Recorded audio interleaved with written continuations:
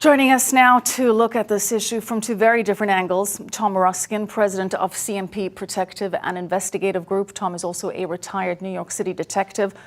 Also with us, Rabbi Brad Hirschfeld. He is the president of CLAL, the National Jewish Center for Learning and Leadership.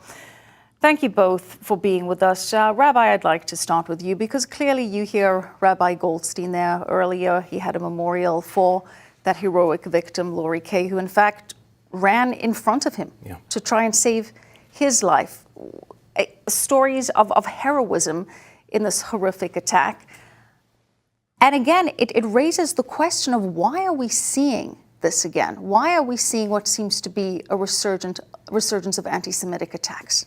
I don't think there's any one answer, and I think anyone who offers any one answer now is crazy. But we do know this. Once upon a time, people who were hate mongers and were potentially violent would gather with their ilk occasionally, once a week, once a month, once a year. Now, because of the internet, and I'm not saying we should go backwards, you are never more than a mouse click away from a world of people who will tell you that your ugliest, most grotesque, most violent intentions are reasonable and good. And we are going to have to realize this is not just a violence problem, this is a cultural problem we're going to have to address together. Rabbi, I want to stay with you because this comes, as we just mentioned, another plot foiled. That plot by an Islamic jihadist, someone swearing allegiance to ISIS, to not just attack Jews, to attack Christians, to attack white supremacists as well. The guy behind the Poway synagogue, Chabad synagogue attack was a white supremacist. So it seems, Rabbi, as though Jews are being targeted from all angles here. Look, it is true. Jews are being caught in this crossfire. I think there are two things to bear in mind, though, because this is going to take all hands on deck to address this problem. I don't experience this, even though I mourn the victim, and it happened in a synagogue, and I feel that more closely. But fundamentally, that attack in that synagogue was not just an attack on Jews or a synagogue.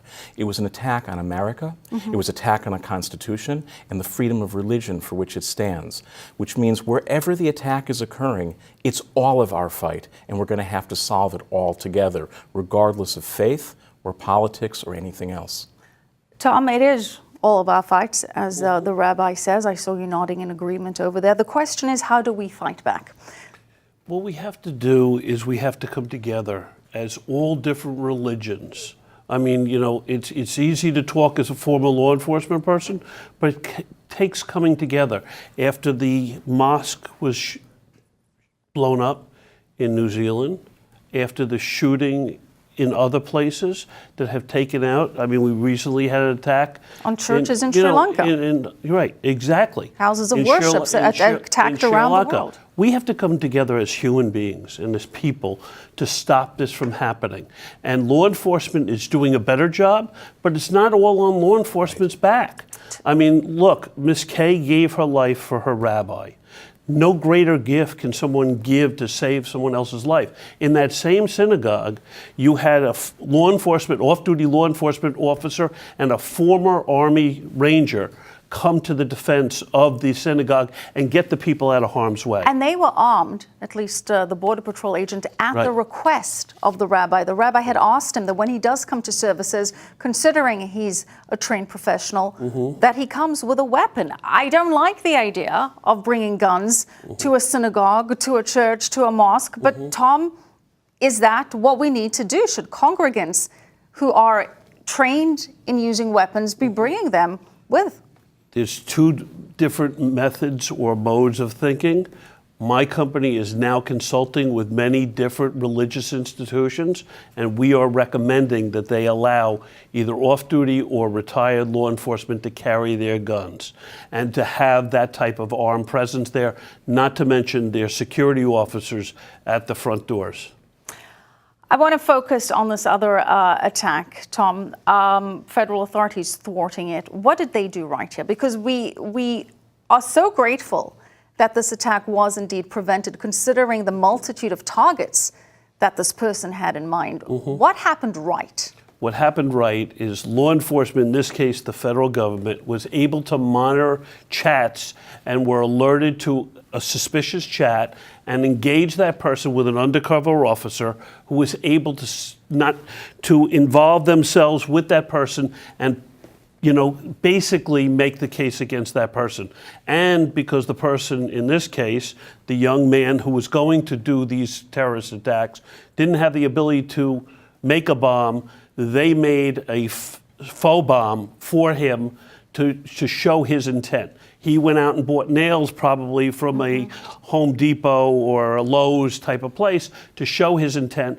But the federal government and the undercover officers delivered a faux bomb to him to show his intent to be able to convict him in a court of law. Rabbi, this attacker in the Poway synagogue, he wrote a manifesto. I don't want to refer to him by his name, as I mentioned earlier, because I don't want to give him that infamy. Right. We made the editorial decision also to not pull out excerpts from this manifesto because I don't want to help propagate his ideas. But what is scary, Rabbi, is it's the same anti-Semitic tropes and notions that we've been hearing for decades, right out of the protocols of the Elders of Zion, that Jews and their money control the world and the government. And it comes from Islamic jihadists, it comes from the far right, it comes from the far left. Is there anything that Jews can do, Rabbi, to try and shatter these notions? First, I want to thank you for having the discipline not to use his name and not quote from the manifesto. To cover the story without glamorizing it takes discipline, and I really appreciate it and want to applaud it. Of course, we should always be educating and re-educating and helping people see, quote, the truth. But people who hate are going to hate no matter what. They will fabricate things. The best thing I know to do is never give in, never give up. When we are afraid, as opposed to simply being vigilant, then terror wins. So what I would suggest that people be proud of who they are, be compassionate to others, and what I have seen is it's amazing how combined with serious security efforts, random acts of kindness actually are a remarkable antidote to random acts of violence. Rabbi Hirschfeld, Tom Ruskin, thank you to you both.